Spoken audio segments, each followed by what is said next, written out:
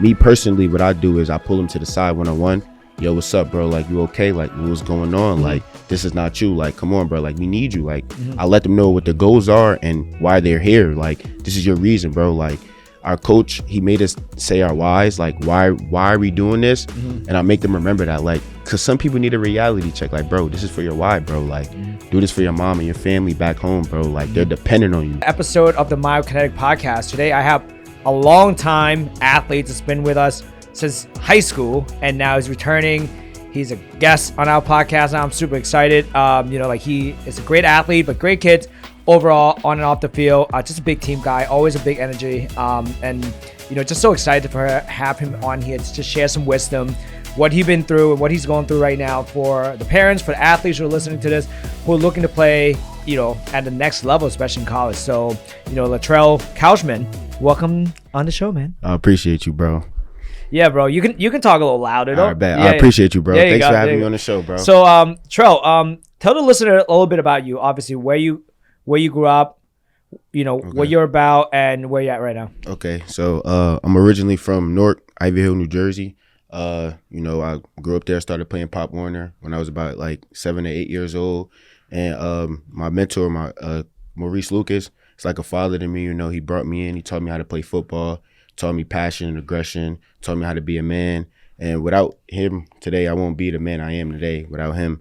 And my mother, that's my rock. That's my everything. She's my motivation. She's my why I get up I'm so energetic and passionate to do everything, because I want to give everything back that she returned to me, and like I said, like, I'm a Division I athlete. I'm blessed to be in this position. Without the man above, I wouldn't be in this position.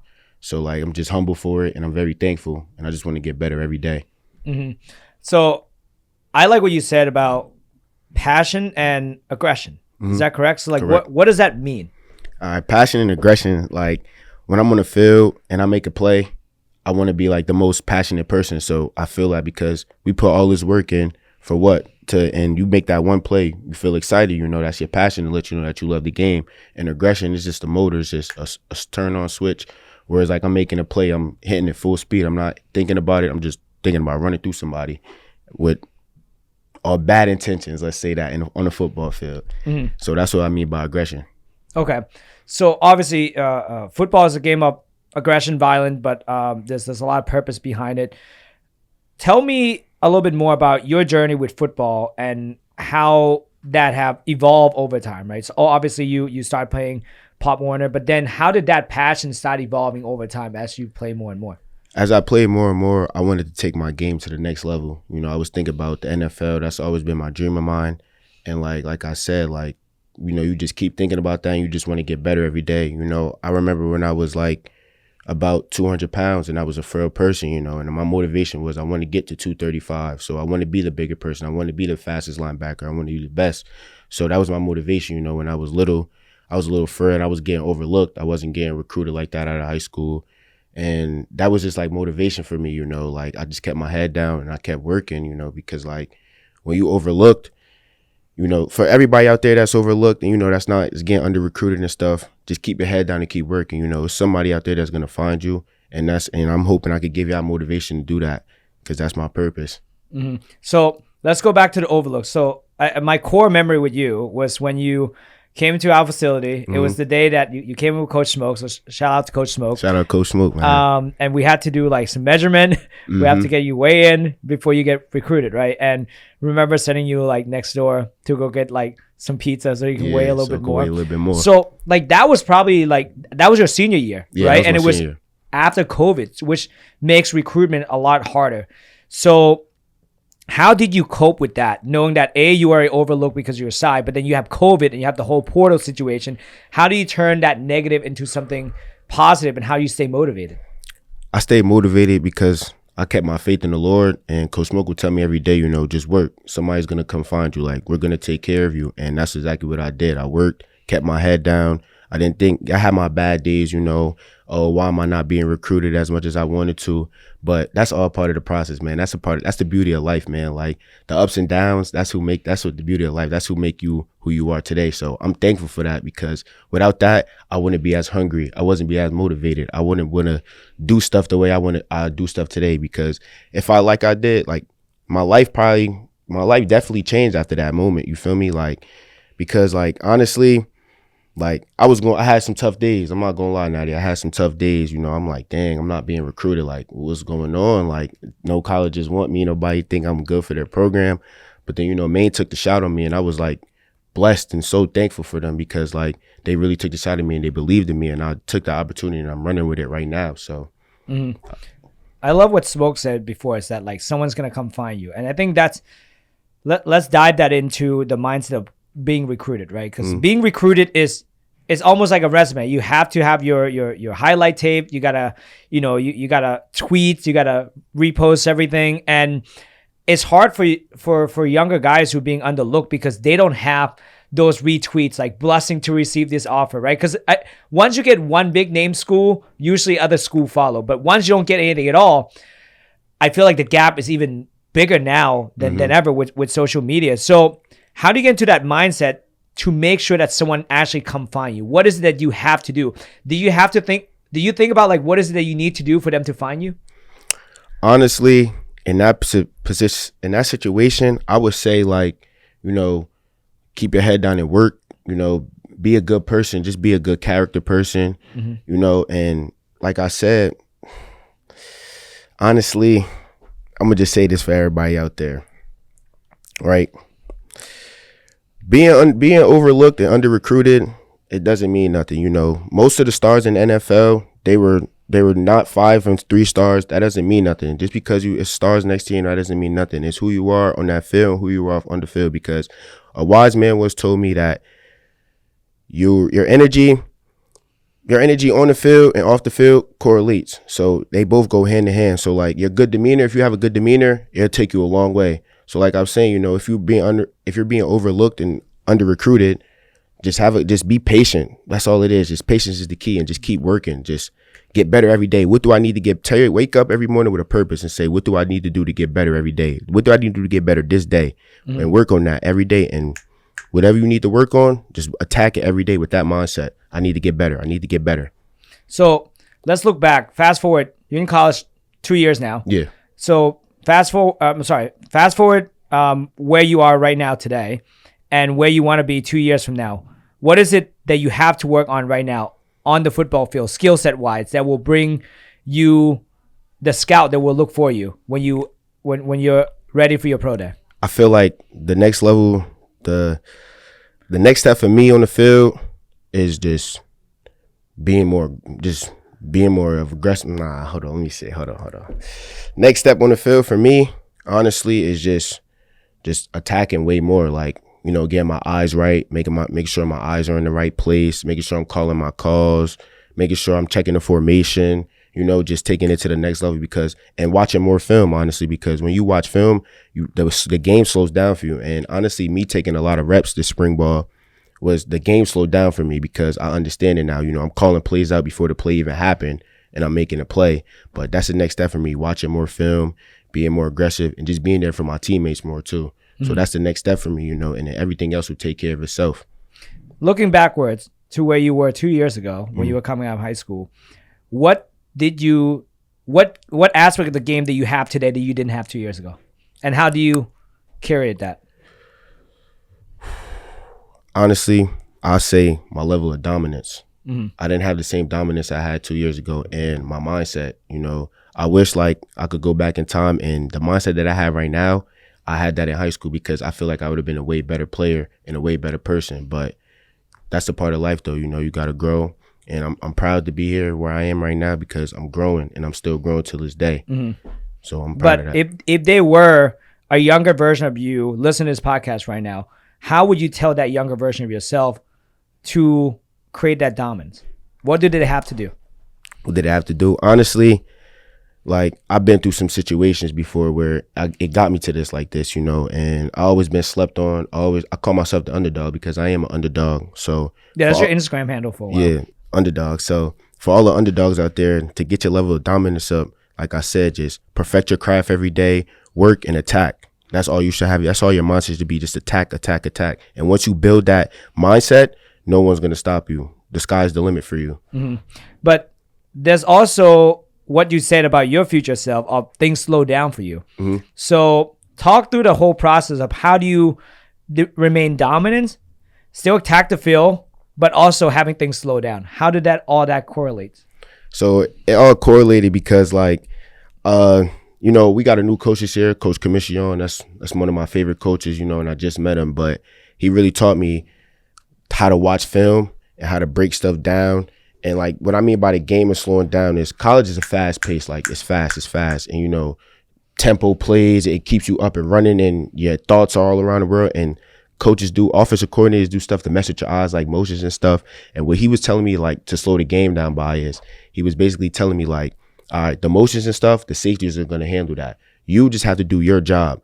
Let the linemen in front of you do what they have to do and you make them right. So slow down, buzz your feet, stay patient. So me thinking, all right, the game's slowing down. We call a play. All right, the D lineman stunting. All right, I know I got to fit right here. But if I don't, if this D lineman take my gap, I got to take his gap to make him right. So that's what I mean by it slowing down, because when I first came in, it was fast for me. I'm not going to lie. Like I was just out there playing football and I was getting coached up, but I was just out there playing football and just making plays. Mm-hmm. But when you really understand and slow the game down, this is not my play to make. As long as I do my job and make that D lineman right, then we're set. And that was my mindset in high school. I just wanted to make every play. I didn't know how stuff really worked. But now when you really break film down, you understand how it works. Would you say that back in high school, it was more individualistic because of the recruitment process, where now in college, you already secure your spot. Well, not secure your spot. You have a good shot. You already secure a home at Maine.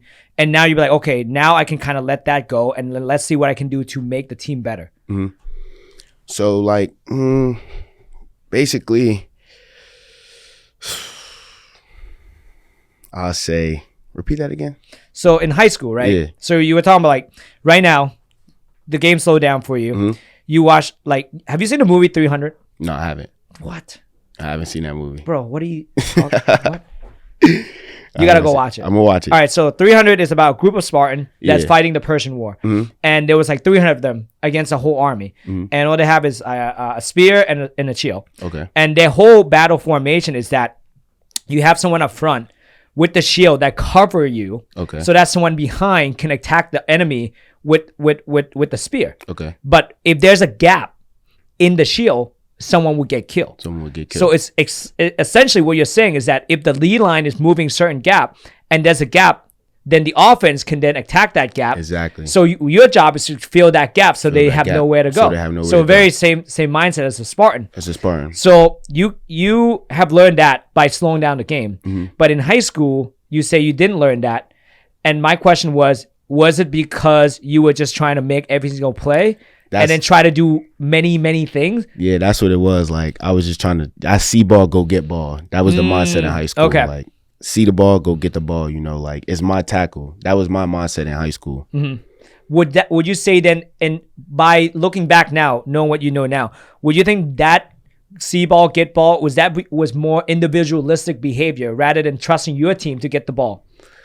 I would say it's probably like half and half. Okay. Because, like, half is that I trust my athletic ability, mm-hmm. and half is that, like, yeah, I got trust in my teammates to make it, but I want to make the play, I want the spotlight to be on me, whereas that's what I learned as in college. It's not about you, be selfless, mm-hmm. Don't be selfish, because, like, selfish, you're not really getting in turn, because like my coach says, like, when you make a play, go celebrate with your team. And guys celebrate without their team and stuff because that's selfish, Your teammates help you make that play. Your D lineman probably took 2 offensive linemen up, and that made me fill a gap and go make the play for him. So thank him for that, So every time I make a play, I go celebrate with my team.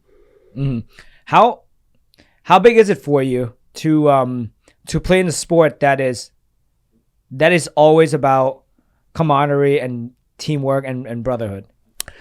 Honestly, like, I love it because, like, I built a real life brotherhood in Maine. Like, I love my boys. Like, they're gonna, like, my coach, he said something real, and I really believe this. Like, he came in one day, he said, all the alumni, I could stay on the East Coast, I could stay at every one of their houses, and I felt that because that's what a brotherhood is supposed to be. Like, mm-hmm. Everybody in my teammates right now that lives on the East Coast, I could stay at their house, and that's what a brotherhood is supposed to be. Family, we harp on that every day in the weight room, on the field, we harp on that brotherhood. I got your back, you got me. But like I said, like a brotherhood, it's just that everybody has to trust everybody, you know. Everybody has to be on the same type of time, and everybody has to move as one. If one person is not trying to follow the line and go the other way, then it's not a brotherhood. Like one of our goals is to win a CAA championship. But we like the most important part of the thing for us was this all season was to get together as a team. And I feel as though like we did get together as a team, you know, because I'm not gonna lie, like Maine, there's not a lot of stuff to do, but we do hang around each other a lot. You know, we went to the basketball games, we were supporting the basketball team, we got the student sections lit, you know, so that made us all closer as a team. And that's the biggest thing, because like Shannon Sharp said something real on Undisputed one time. It was about a situation. He was talking about a guy, and he was like, look, your guys in the locker room know you more than your own family because you're around them more than you're around your own family. And I felt that because I'm around them more than I'm around my own family. I'm only home probably like 2.5 months out, 12 months. So I know those guys like the back of my head, and I trust them. Yeah. I think that's huge, man. Just like hearing you saying that just got me reflecting on like, even on a business end, right? Where obviously we work together as a team. Each team member has their own job that they have to do, that when we come together, we can move mountains together, right? But when you go alone, it's really hard because you can't do much as an individual, but you can do a lot as a group of people who believe in the same mission. There are some times where, you know, like I spend way more time here than I do at home. Like you said, like, you know, obviously no one knows me as best as my wife because she's seen my ups and my down and all other things. Next to that, it's got to be like the team that we have here, because like I spend majority of my time here and talking to them about what we're going through.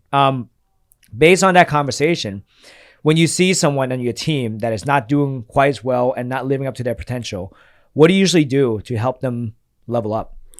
I would because you got to know your teammates, you know.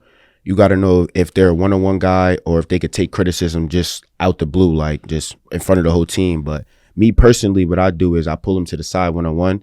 Yo, what's up, bro? Like, you okay? Like, what's going on? Like, this is not you. Like, come on, bro. Like, we need you. Like, I let them know what their goals are and why they're here. Like, this is your reason, bro. Like, our coach, he made us say our whys. Like, why are we doing this? And I make them remember that, like, because some people need a reality check. Like, bro, this is for your why, bro. Like, do this for your mom and your family back home, bro. Like, they're dependent on you. And that's what my mom's dependent on me. Like, that's how I attack it. Every like, my mom needs to get paid. Like, I got to get paid. I got to take care of my mom, because if I make it to the league and if I don't make it to the league, I'm gonna take care of my mom some way or the other. Like, if it's from my major standpoint or if it's in the NFL standpoint, like, I'm gonna take care. So I just let them remind them why they're here and don't slack, because like some people do need a reality check, man. Like, it's always good. And I'm not a person that's just going like me. I'm a brother. Like, if one of my brothers are not doing some stuff that I don't agree with, I'm gonna let them know about themselves. Like, yo, bro, come on, bro. Like, this is selfish to the team, bro. Like, so you just got to give people a reality check sometimes, man. That's all. That's really good. I love hearing that. And what about you? How do you keep yourself accountable to, you know, to stay on track for your why every single day? Like, what's your routine to make sure that you can stay on track without, I think to me, I went to college, right? I partied in college. Most of the time it's distraction, right? How do you stay away from distraction, and how you keep your why as your true North Star? Honestly, like I said, I go to Maine. So one thing I can say about it, it's not a lot of distractions. And it's cold as hell. It's cold. It's very cold. You know, it get negative degree weather. But honestly, like, it all starts with your self-discipline. Like, a wise man once told me, pain is temporary versus the pain of regret. So what that means is, like, yeah, you could be going through something right now, but you don't want to go through that regret at, like, dang, like, 2 years ago, I could have been a high school star, or I could have been in the NFL. You don't want to live in that regret. So that's why, that's stuck with me. And it's just self-discipline, man. Like, if I know, like, all right, Friday night I got a game and my boys want to go out, but I got a game, they want to go out on Thursday night, but I got a game Friday, I got to have that self-discipline to tell myself, like, bro, no, I'm not going to the game. And that's where that come from. That's where the accountability come from, because I know if I do that, I'm letting my teammates down and I'm letting my family down just doing that one decision. So I'll say it's definitely self-discipline. Yeah. So how do you deal with failures then? with failures, me dealing with failures, like it gets tough. I'm not gonna lie, but I look at it as okay, like everybody has their days. You're gonna fail. You're gonna get like you're gonna pass this day. You're gonna fail this day, but it's all about it. It's all a part of the process, man. Like failure. If I fail, not every day I'm gonna win. If I fail one day, I gotta know. All right, this is why I failed this day. This is what I'm gonna do tomorrow to make it better. To make sure I don't fail. So me, how I deal with failure is that I'm hard on myself. I'm very hard on myself. Very hard on myself. So how I deal with that is like I say, all right, cool. You know what, Trell? You didn't do this right today, man. Go over it. Like if I didn't make a play in practice or something, and I know I missed that play, all right, cool. I'm going back. I'm watching film that night. I'm going over my notes and stuff, and I'm coming back tomorrow. We running that same play, and I'm executing the play that we ran. But me dealing with failure is just like it's part of the process, bro. You just deal with it, like. And the way I deal with it is like I deal with it on, all right, cool. I beat myself up a little bit because sometimes you need that. You beat yourself up because you expect better out yourself. So I would deal with it in a way is like, all right, bro, you failed this today. Just pass it tomorrow, bro. Don't worry about it, bro. It's part of the process, bro. It's all a step up the ladder, man. Just, all right, you didn't take a step up the ladder. You took a step down. Now I got to get 2 steps up the ladder next day because I took a step back. So that's how I deal with it. That's good, man. I mean, I got a pretty good framework I like to share with you. Like, because obviously in what I do every single day, like there's new challenges, you know, and to me, like this is where I compete, right? And I compete with myself when it comes to that. Like I'm not, bro, 5'7", not going to the league. This is the league, right? I get to live my dream every single day. And the dream is to always trying to innovate and build something it's really extremely meaningful to me. But with doing so, it's come at a price, especially risk challenges every single day. So like there were some times where like we went through a lot of challenges, and I always go back and I always think of like the worst time possible for me. And I say, okay, based on that worst time possible, and like one of them was like me losing my dad. I'm like, okay, what I've learned from that, like, is the pain I'm going through right now just as bad as that? No. Okay, great. If it get worse, what's the worst thing that could happen? Okay, the worst thing that can happen is I can die. Okay, if I die, it wouldn't be a problem now, right? Because now I wouldn't be here. Yeah. So I was like, if I die, then that problem ceases to exist because I cease to exist. Okay, all right, well, then that's not that bad, is it? Nah. Now, okay, if I end up losing everything and become homeless, then what would I do? I was like, well, I mean, I grew up in like on a poverty line. I used to take the bus. I know what it's like. I know how the bus system works. I can get a job. I can walk. I can speak. I'm pretty good at talking to people, helping solve a problem. Okay, so I can always get a job. Or worse come to worse, there's a soup kitchen somewhere that I can always get food, right? So even in the worst case scenario, I'll still be okay. And I'll just keep climbing up the ladder. And then as I'm climbing up the ladder, I'm like, oh, then it's not that bad. Exactly. Right? Because you approach from the worst case scenario where like, oh, great. Worst case scenario, I can't play football. Great. What else am I about? What I learned? What can I bring to the table? Right? You're like, okay, based on football, I know what leadership look like. Cool. I can work at a job that can probably give me an opportunity to scale up to be on a leadership role because I know how to manage people, because I know how to talk to guys. I know how to get the best out of people.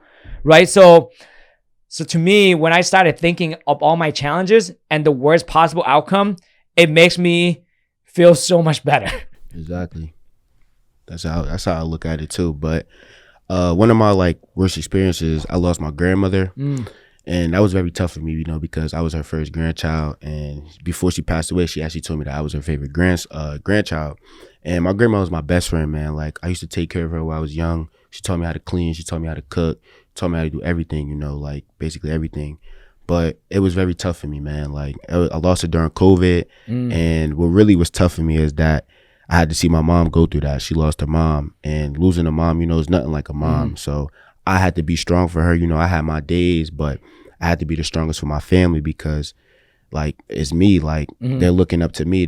I'm the one that they're hoping for and expecting on. They're leaning on me. So, yeah, I had my days, but I had to be very strong for my mom. And then another experience I had was I lost one of my best friends. You know, God rest his dad, my boy Zay. I seen him literally a couple of days before I went back to school and before he passed away. So when I got back to school, a day later, I got the call, and I've completely like just changed from that day on because like, but I look at everything happens for a reason, you know. It was a tragic way he died. You know, I miss him. You know, I know he's watching over me peacefully right now. But it was just like, I was glad that we had a conversation because, you know, I haven't seen him in a long time. And I finally pulled up on him because I was around his area, and I pulled up on him and we was talking for like 2-3 hours, bro. And I just felt like God just told me, yo, just pull up on him that day, you know, because he probably seen something coming that we didn't see happening, you know. But, you know, you can't question God, man. You never could question the man upstairs. But like, that just changed me because like, that was really like my brother, you know, like. And I'm glad that we had that conversation because we really did have a heart-to-heart conversation because we haven't seen each other so long. But he's one of my reasons why I'm going hard. My grandmother and my great aunt.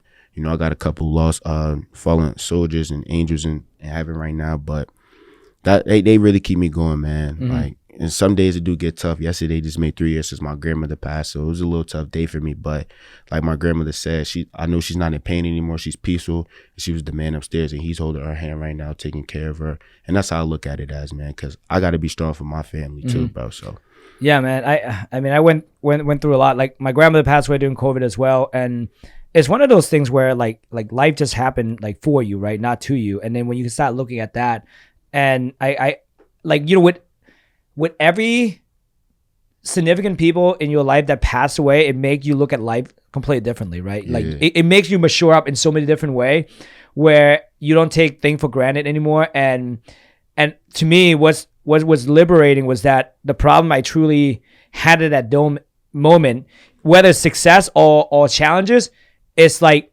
just dissipate.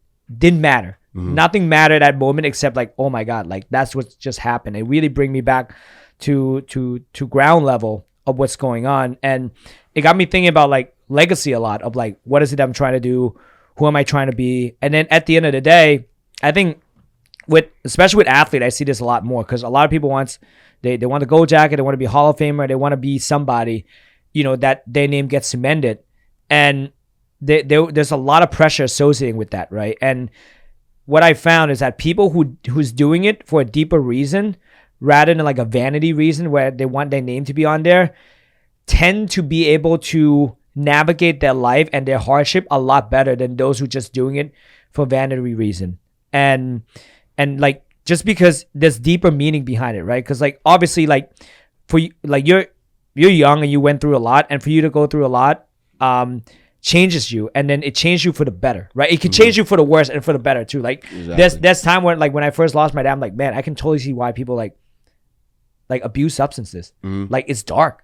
Like because the pain is so bad. Like, you know, one thing about like losing people that you love is that the pain is so deep and it's so hard that there's nothing you can do to make it better. Exactly. Can't do nothing to make it better. But like I was saying though, like how I dealt with that is like you just like why, just why, and you just can never question the man above, you know. But it get tough, man. I'm not gonna lie, it get tough. But I deal with that because I know they're watching me over me, like, and I feel them with me spiritually. Like they're not with me physically, but I definitely feel them with me spiritually. You know, I be having a couple dreams, and I believe in dreams too. So I have a couple dreams, and they'll be in my dreams. But we go, man. We get on to the next topic. Bro. Yeah. So speaking of the way you stay grounded but motivated at the same time, especially with the responsibility that you shoulder, right? How do you deal with that amount of pressure on a daily basis? Like, who do you call? You already mentioned your mentor. I want to go into like, how do you deal with that? And if you were to pick a mentor, what were some criteria that young athletes should look for? I would say young athletes should look for in a mentor. It's like, all right, look, a good mentor is a good follower. So like my mentor is Ray Lewis. You know, Ray Lewis is under recruited, you know, and arguably one of the best linebackers in the league, in the NFL of all time. But, you know, I was watching his stories and stuff, and like Ray Lewis is just a dog, man. Like he's just out there making plays, not showing no remorse, holding his teammates accountable. And you just want to look for the right mentor, man. Like you want to look for somebody that's doing the right things, that's on and off the field or whatever their sport they do, and they're just like giving back to the community. Like just, you want to follow somebody that's heading in the right directions or at their direction, and you just want to take baby steps and follow their steps. Like, you know, one step by a step by step. But me personally, like, I know I'm a leader. Like, I'm a leader. Like, I tell my team, like, look, I'm not no leader that's going to sit here and hoot and holler at you guys. I'm a leader by example. Like, I'm a leader by example because when I do, like, if I do make a play and now I say something, you guys going to hear me. You get what I'm saying? Whereas if I'm a leader and I'm just hooting and hollering and I don't make any plays and stuff, why should you listen to me? I'm not doing nothing. You get what I'm saying? But that's what I tell them, like, yo, I'm a leader by example, and I am a leader by example. I make plays.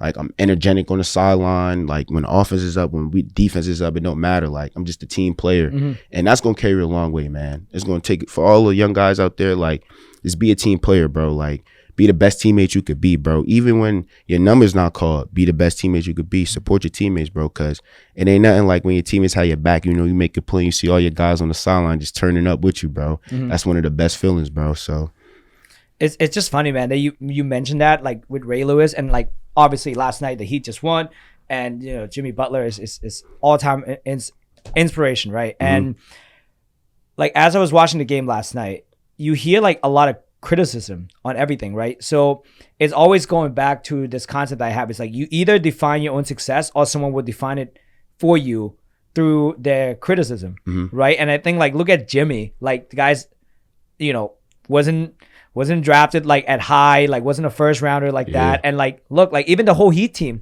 like, all, like, the starting guys, like, they weren't drafted, or they got drafted, like, in the last couple of rounds. But honestly, like I said, it doesn't matter if you first rounder, second rounder.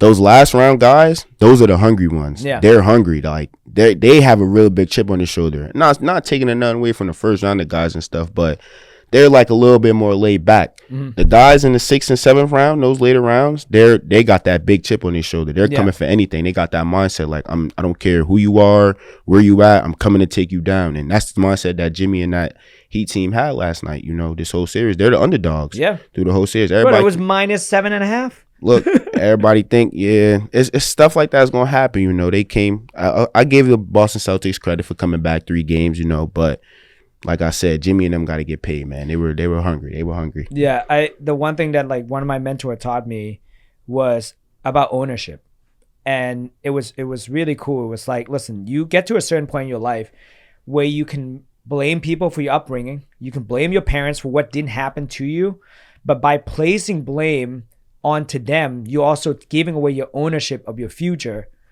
to those individual. What if you say, you know what? I get it. You work with the best you got. All right, let me take it from here. Like, the way I looked at it is that, like, there's a certain point in your life where the story was written for you, like your childhood, your situation, because you didn't have no control over that. I did it. But when you become a man, when you become an adult, this is a chance where someone actually hand you back that pen. You're like, hey, the rest of the story is up for you to write. And, like, I love seeing that in sport a lot. I always go back, when I have a heart moment, I go back to Jordan flu game. I go back to Brady 28-3 deficit comeback. Like, those are just, like, awesome moments, because you see that in a lot in sport where, like, on paper, based on statistically speaking, that should not happen. Shouldn't. It shouldn't. But the pen was in their hand, and they say, you know what, I'm gonna write this the way I want to write it. And to me, like, that's extremely inspirational. It is very inspirational. You know, that 28-3 comeback in the Super Bowl, that was probably one of the best comebacks I ever seen. And we're both Giants fans. I'm a Giants fan. I'm not gonna lie. Like, but we can appreciate that. We could definitely appreciate that, and we got something this year for everybody, man. Sleeping on us, you know. We're not gonna talk about that too much, you know. Shout out my boy Andre Miller, man, 43, you know, tight end. That's a main product right there. He going big things for him. Hoping big things for him this year. I know he gonna handle business when his name get called. But I was saying, man, like, man, I'm just so thankful and blessed to just be in this position right now, bro. Like, honestly, bro, like, my mind says every day I just want to work, you know, get better, get better. What can I get better on today? And, like, I really do this for my little brother and little sister, you know. I'm their role model, and I got to be the best version of myself I could be, you know, to pass it on to them, because, like I said, my little brother's about to be a freshman in high school. My little sister's about to be in 7th grade. I just remember them when they were like this. So it's just like, it's cool to be a big brother, you know, because they look up to you. They come ask me for stuff, you know, and I didn't have my big brother around when I was growing up. So it's just cool to be a big brother, just be there for them, just to love, and that's it, man. I think it's good, man. Make me so proud to see you say it, because I've seen you, know you for a long time. It's just like part of my job that I absolutely love is to see the transformation of the people that we get to help on the day to day. Like, yeah, you come in for like physical stuff, but to see the growth on like the other side of things make me like extremely fortunate, because again, I get to see this every single day, and I get to see people, go from like a bad place in pain to like a place where they can obviously thrive in some way. So just before you let you go, like I want to ask you, what is something that you've learned as a college athlete now to help other college athletes or other high school athletes to stay as healthy as possible that you didn't do in the past? I would say go in that training room, abuse the training room. That a training room is your best friend. Like after practice, go in the cold tub, stretch, do what you got to do, listen to the trainers.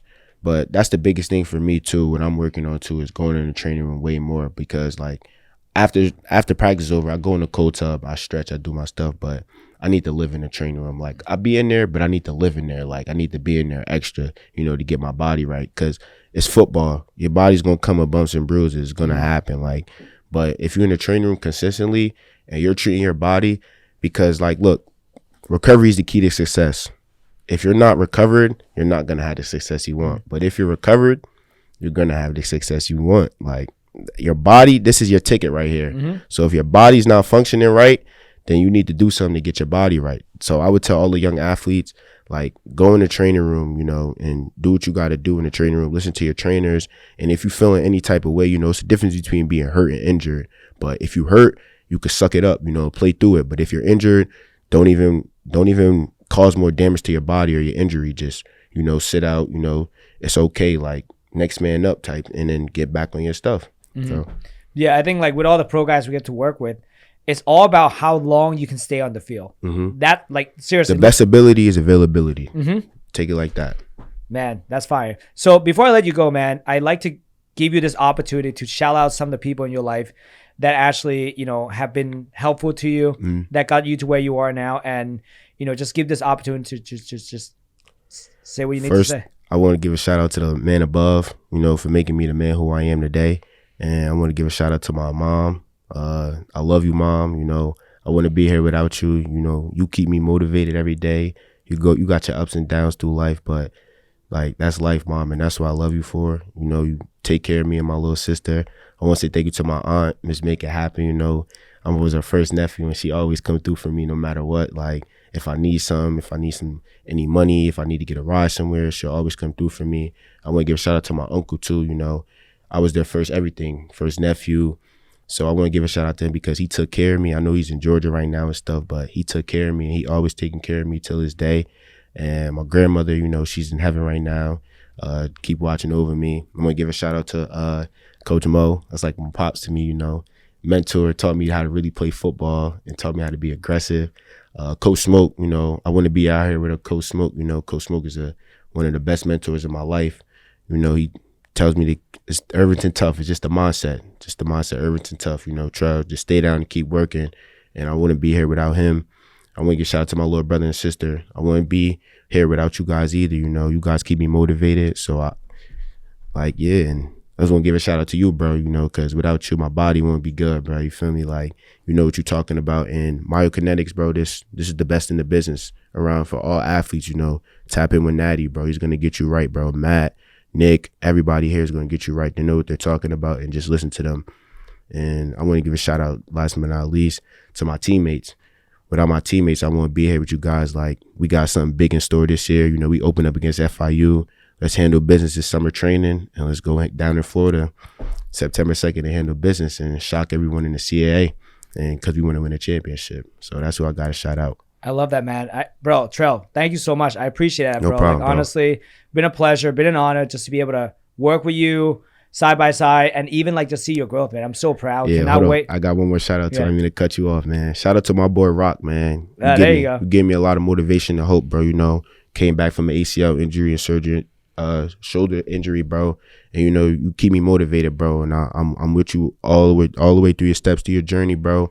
You know, some days I know it's tough, but just keep your head up and keep working, bro. I love you, bro. I appreciate his family too. You know, I call his mom, I call his pops. You know, I appreciate his big brother. He's another mentor in my life too, just teaching me the right stuff to do. You know, sometimes taught me how to talk to females, how to approach females. You know, stuff like that. You gotta appreciate stuff like that, man. I just appreciate all my loved ones, all my boys too, man. Like, if you really rocking with me, I'm rocking with you too. And just know that. So I love all. Yeah, man. No, shout out to Rob, man, for sure. That's a special kid. I love Rob. I love Rob, man. All right, dude. Thank you so much, man. No problem, I appreciate bro. it. I appreciate you. Cannot wait to see what you do this season, bro. Yeah, it's all in the hands of the man above, man. So it's a big year for me, bro. And I just gotta work, like you said, work every day, bro. That's it. I appreciate you for having me on the podcast, bro. Of course, man. Love it.